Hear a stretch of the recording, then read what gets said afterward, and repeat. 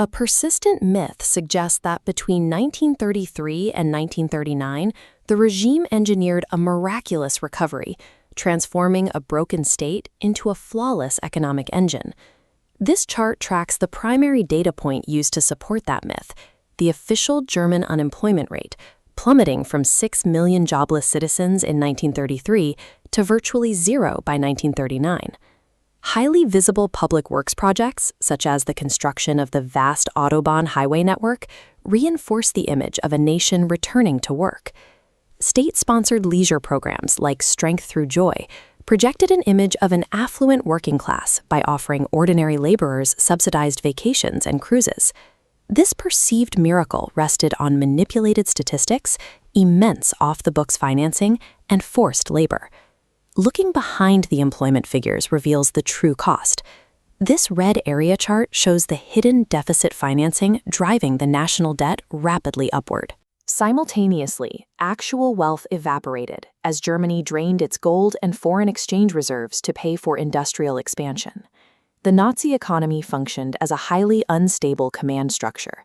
It prioritized military output so heavily that an aggressive war of conquest became a macroeconomic necessity.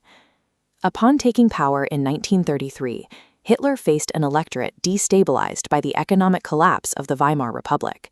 He was under immediate political pressure to deliver on his promise of work and bread. This chart breaks down the 6 million unemployed. The state achieved the drop to zero by manipulating the registry.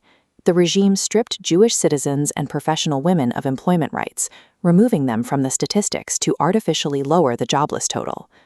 The National Labor Service, or RAD, served as a mandatory mechanism to absorb the remaining unemployed. It sent young men to military-style camps to build public works for minimal pay. In 1935, mandatory military conscription further cleared the registry. This functioned as a massive job creation program, removing over 1 million men from the civilian market and placing them in the armed forces. Systemic marginalization and the mass mobilization of the male workforce provided the true foundation for Germany's full employment. Hjalmar Schacht served as the financial architect of the recovery, implementing a strategy of massive state investment. Public works spending soon pivoted. Almost immediately, the state redirected these investments into a rapid, covert rearmament program. This diagram shows how rearmament was funded without immediate treasury depletion. Schacht created the MIFO bill, a specialized credit note used to pay weapons manufacturers. These bills earned 4% interest, incentivizing companies to hold them as IOUs instead of cashing them. Because these circulated as a parallel currency, the transactions bypassed the official budget entirely, creating a massive pool of hidden shadow debt. Between 1934 and 1936, MIFO bills financed half of Germany's entire rearmament program. This mechanism enabled rapid military growth while simultaneously building a deferred debt time bomb that the state would eventually be unable to pay. By 1936, Germany faced a balance of payments crisis. The country was draining its funds by importing raw materials for weapons while exporting very few manufactured goods to earn foreign currency. Schacht urged a slowdown in military spending to stabilize the currency. Hitler responded by sidelining him in favor of Hermann Goering, who demanded rapid preparation for war regardless of macroeconomic stability. Goering launched the 1936 four-year plan to address this trade imbalance. The objective was autarky, absolute economic self-sufficiency. The state forcibly redirected capital away from consumer goods, flowing instead into heavy industry to build massive military-industrial monopolies.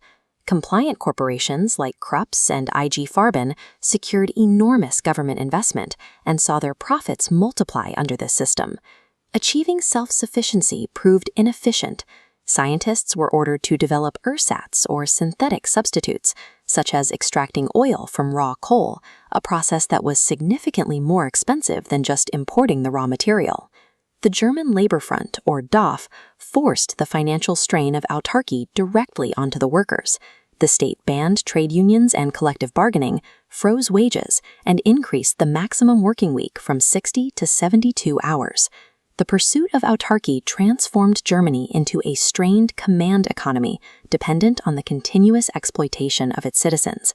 By 1939, Germany possessed a massive military apparatus, built over 6 years of intense rearmament.